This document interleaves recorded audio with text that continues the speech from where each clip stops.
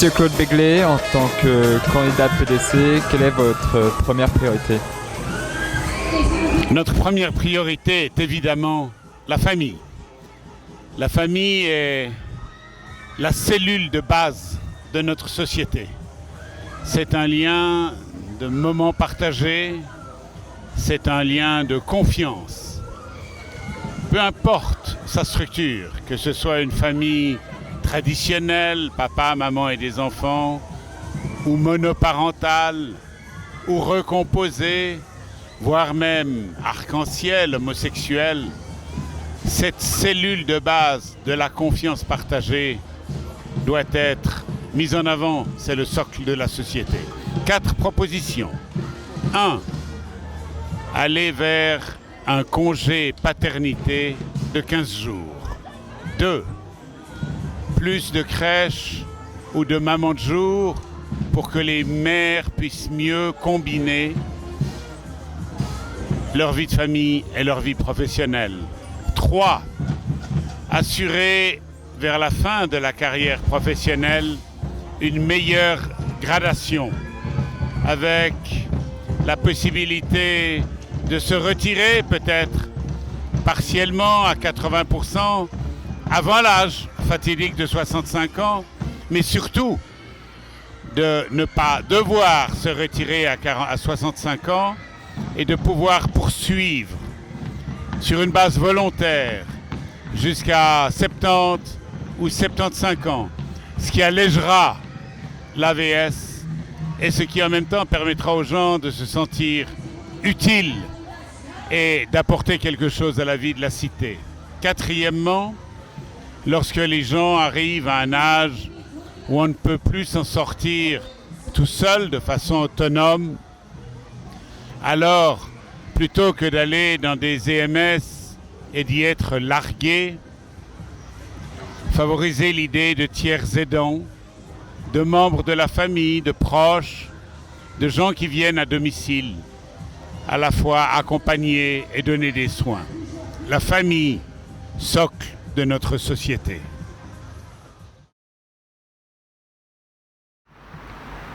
La famille, c'est bien, mais les thèmes actuels sont l'immigration et l'Europe.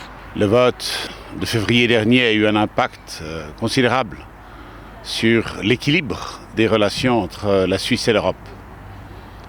Même si je doute personnellement que l'Union européenne active la fameuse clause guillotine, parce que de part et d'autre, on aurait beaucoup trop à perdre. Il n'empêche que nos voisins européens avec lesquels nous avons des exportations de l'ordre d'1 milliard de francs par jour sont irrités. Je pense que, en jouant d'une part une clause de sauvegarde que certains autres pays européens nous seraient grés d'avoir parce que ça les arrangerait aussi, plus un article constitutionnel garantissant que les bilatérales sont bien le chemin, ni l'adhésion, ni se retirer sur son pâturage, il y a une vraie possibilité d'y arriver. Certains accords ne peuvent pas être de fait.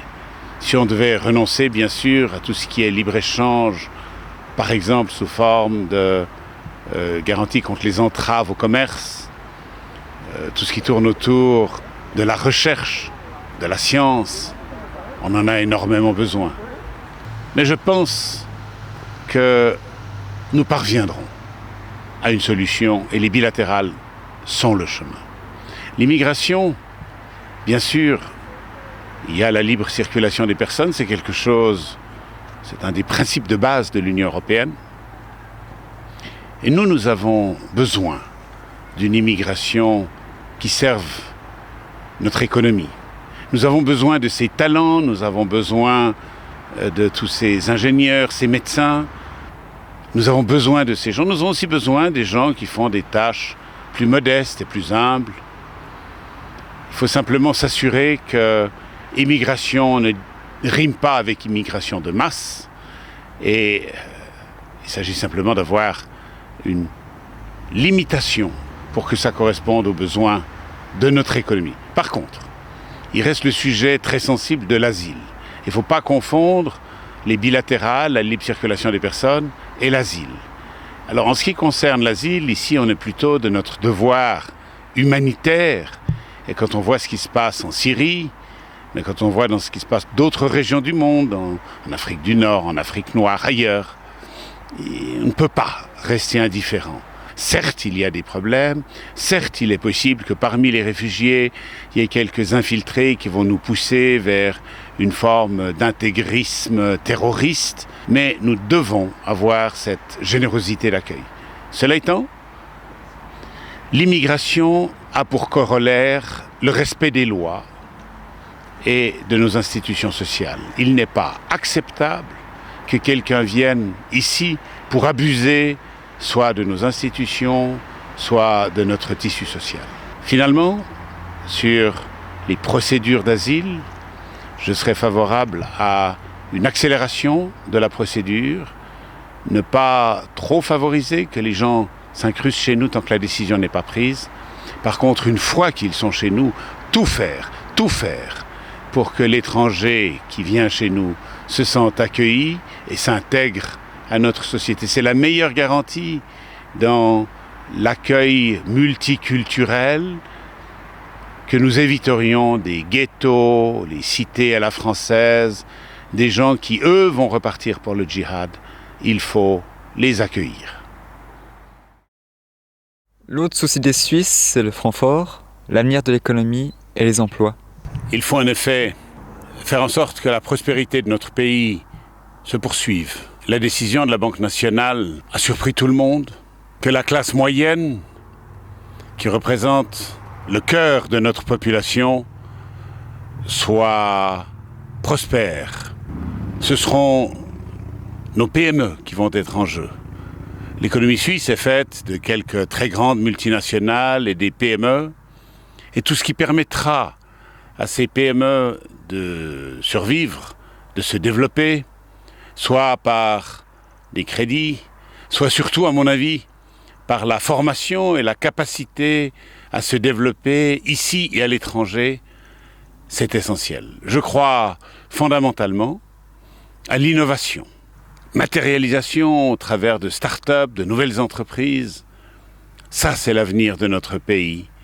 Et nous devons veiller à ne pas réduire notre effort dans ce domaine. Il faut aussi travailler, bien sûr, avec les autres pays. Il faut ne pas restreindre les quotas de gens, étudiants, professeurs qui participent à ce développement économique et technologique. Restons vigilants, évitons trop de bureaucratie, évitons trop de complications, soyons des entrepreneurs. Et en conclusion ? Famille, quelle qu'en soit la forme, lieu de confiance. Bilatérale, nécessaire à l'avenir du pays. Immigration assumée, parce que c'est une source de richesse, mais à condition de rester dans le respect des lois et de notre tissu social. PME capable de se développer grâce à l'innovation. Équilibre. On fait campagne parfois sur des thèmes qui polarisent, mais on gouverne au centre.